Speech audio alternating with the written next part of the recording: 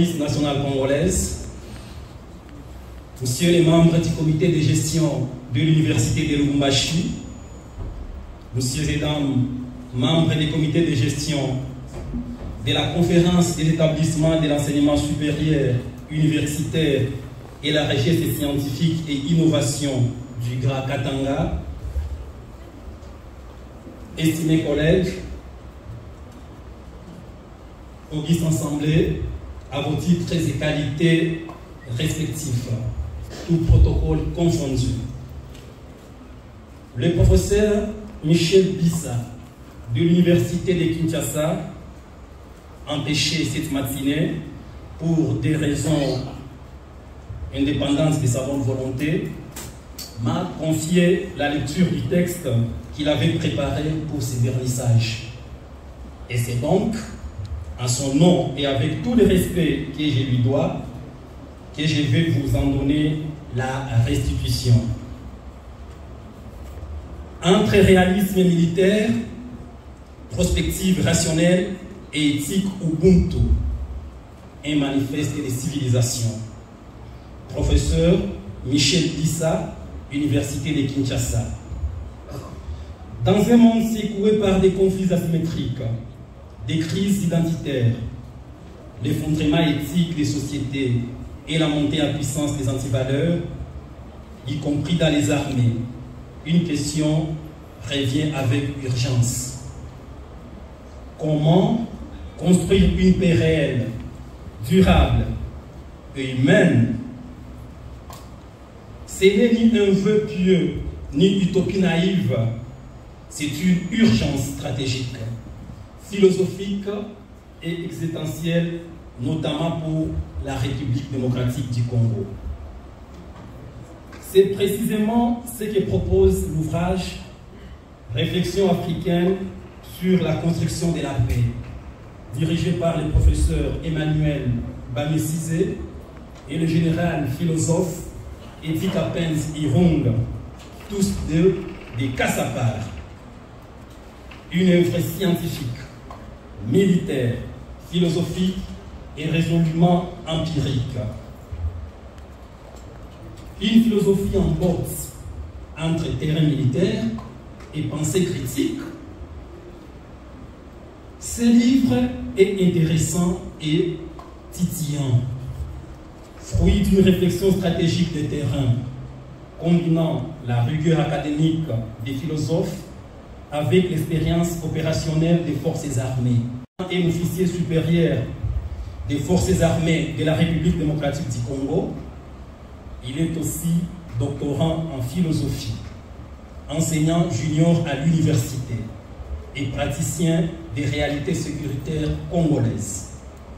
À ses côtés, un chevronné habitué à réfléchir aux questions hautement sensibles et stratégiques, son co-directeur, le professeur Emmanuel Bamesizé. Ces croisements rares donnent naissance à une philosophie empirique de la paix, articulée sur une gouvernementalité prospective, c'est-à-dire une politique de sécurité ancrée dans l'anticipation stratégique, la diplomatie préventive et l'éthique. Bravo aux auteurs. Félicitations aux lecteurs. Une paix ardente, pas tiède ni froide. La paix ici défendue n'est ni passive ni tiède et ni synonyme de refus de combattre. Elle est ardente, brûlante, fondée sur l'humanité partagée et la puissance étatique. Et s'inscrit dans la tradition africaine de l'Ubuntu et de la puissance, mais la revisite à l'aune des défis contemporains, guerres asymétriques, prédation des ressources, manipulation identitaire, conflit mémorial et j'en passe.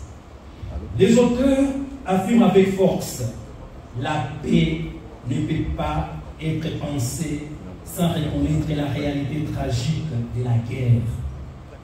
Elle ne peut pas non plus être construite sans intégrer une rationalité militaire, non pas pour exalter la force brute, mais pour la mettre au service de la prévention, de la dissuasion et de la protection des peuples.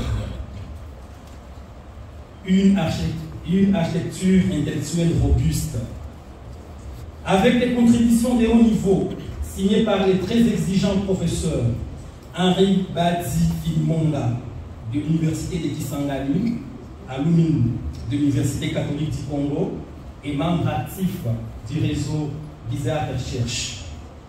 Auguste Sonsissa, Ghislain Thierry Mangosa Ebomé, Charlie Zachary Boao, Pamphile Diogué. Ces livres étaient manifestes et multidisciplinaires. Ils croisent philosophie de la guerre, épistémologie de la complexité, sociologie de la paix, critique de l'anthropologie coloniale, théorie politique du solidarisme universel et socio-anthropologie des armes et des services de sécurité, de défense et de renseignement.